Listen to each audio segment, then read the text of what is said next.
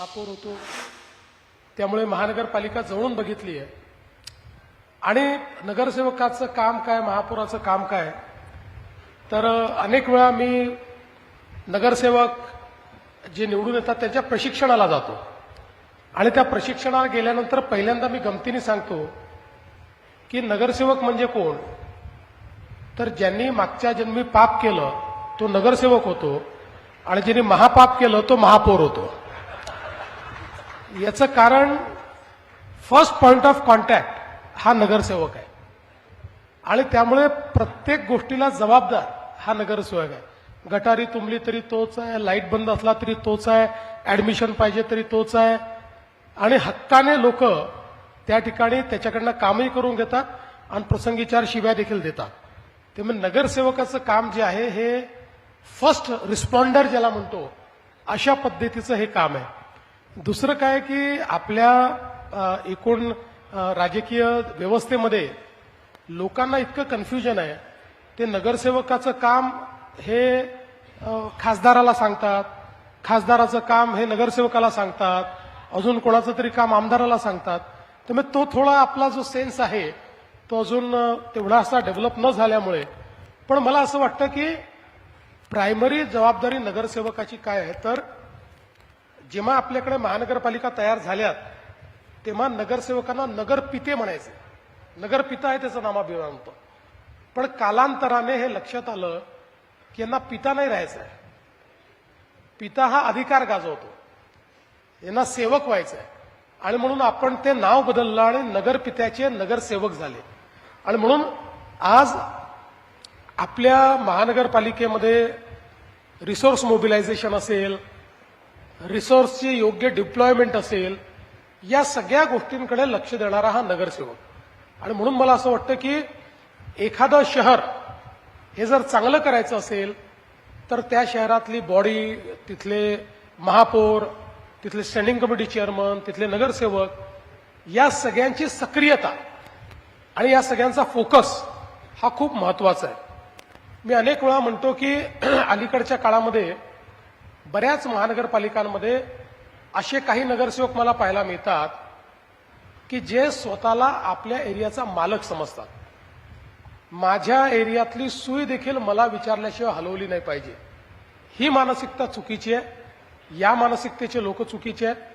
जे सेवक म्हणून काम करतील अशीच माणसं निवडून गेली पाहिजे.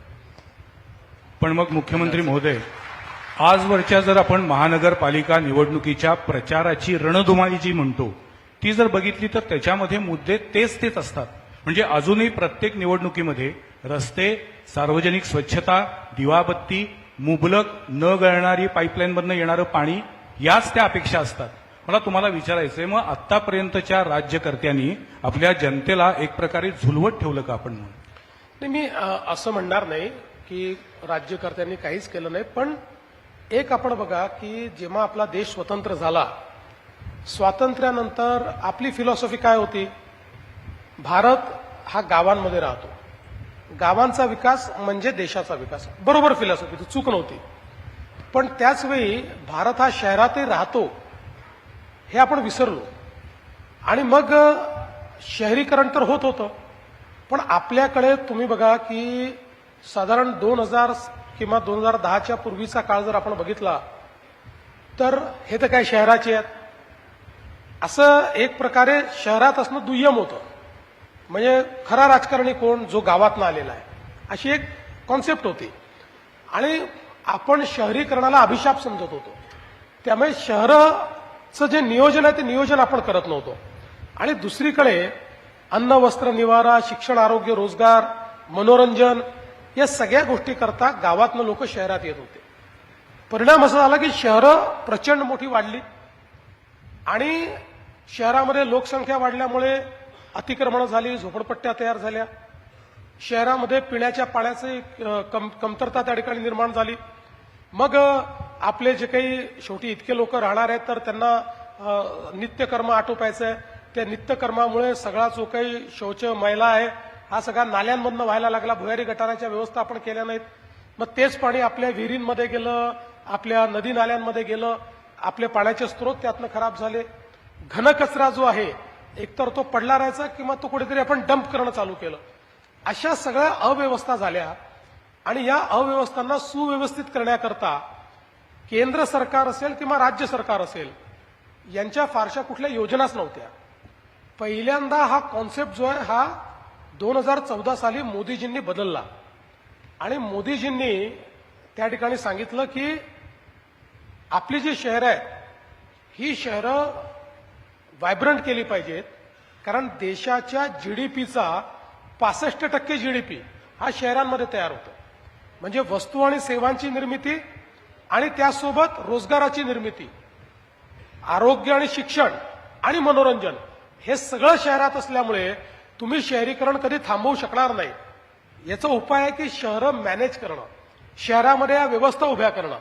आणि म्हणून पहिल्यांदा भारत सरकारने प्रचंड मोठी गुंतवणूक शहरांमध्ये करायचं ठरवलं आणि मग स्मार्ट सिटीची योजना, अमृत शहरांची योजना, स्वच्छ भारत शहरी मिशन, प्रधानमंत्री आवास योजना शहरी मिशन असे वेगवेगळे मिशन सुरू केले आणि त्यातनं हजारो कोटी रुपये हे पहिल्यांदा शहरांना मिळाले. म्हणजे आपण बघा की मी ज्यावेळेस मुख्यमंत्री झालो त्यानंतर आज महाराष्ट्राचा विचार केला तर महाराष्ट्राची 50% लोकसंख्या 40,000 गावात राहते, तेवढीच 50% लोकसंख्या 400 शहरात राहते आणि त्यातलीही त्या 50%तली 90% लोकसंख्या या 29 महानगरपालिकेच्या क्षेत्रात राहते. त्यामुळे इथे सुविधा देणं हे अत्यंत महत्वाचं आहे. आणि म्हणून आज ज्यावेळेस आपण सामोरं जातो त्यावेळेस निवडणुकीमध्ये त्याच बाबी आहेत. कारण आता प्रत्येक शहराला पिण्याच्या पाण्याच्या योजना करायच्या आहेत, वाढत्या भागाला पाणी द्यायचं आहे, घनकचऱ्याचं व्यवस्थापन करायचं. आता डम्पिंगच्या ऐवजी कचऱ्यावर सायंटिफिक पद्धतीनं त्या ठिकाणी आपल्याला काम करायचं, बायोमायनिंग करायचं आहे, कॅपिंग करायचं आहे. यासोबत भुयारी गटाराच्या योजना करायच्या आहेत, ते पाणी एसटीपीच्या माध्यमातून शुद्ध करायचं आहे. कोल्हापूरचा विचार केला तर मागच्या काळात या सगळ्या गोष्टी आपण सुरू केल्या आहेत. आताही याही निवडणुकीत अजून तेच मुद्दे आहेत. मला असं वाटतं की यातले बरेचसे मुद्दे त्या काळातल्या ज्या काही त्या काळातल्या नवीन गोष्टी होत्या, ज्या युरोपात होत्या किंवा इतर भागात होत्या, त्या सगळ्या गोष्टी या जिल्ह्यामध्ये पहिल्यांदा आणण्याचा प्रयत्न हा शाहू महाराजांनी केला होता. त्यामुळे एक मोठी परंपरा असलेला हा जिल्हा आहे. आणि हे जे कोल्हापूरचं शहर आहे या शहराचेही मला असं वाटतं की निश्चितपणे काय आपले प्रश्न आहेतच, ते प्रश्न देखील आपल्याला पुढच्या काळामध्ये सोडवावे लागतील. पण यात प्रामुख्यानं जर आपण मला विचाराल तर आज या ठिकाणी ट्रॅफिकचे प्रश्न असतील, या ठिकाणी सांडपाण्याचे प्रश्न असतील, असे अनेक जे प्रश्न आहेत. मागच्या काळामध्ये आपण जवळपास 250 कोटी रुपये भुयारी गटार योजनेकरता या ठिकाणी दिले. सगळ्यात महत्वाचं म्हणजे कोल्हापूरकरांना मागच्या काळामध्ये कोल्हापूरचे रस्ते चांगले झाले किंवा कॉन्क्रीटचे झाले, पण त्या रस्त्यावर लागलेला जो टोल होता तो टोल मात्र कोल्हापूरकरांना कुठेतरी टोचत होता. आणि जवळपास 700 कोटी रुपयाचा टोल जो कोल्हापूरकरांकडनं वसूल होत होता.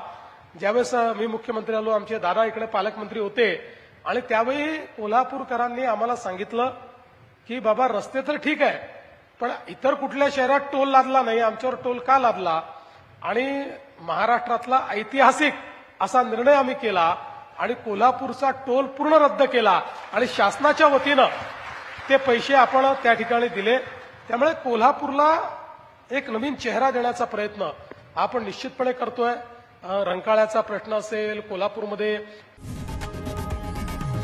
लोकशाही मराठी ऐका, पहा, जागरूक रहा.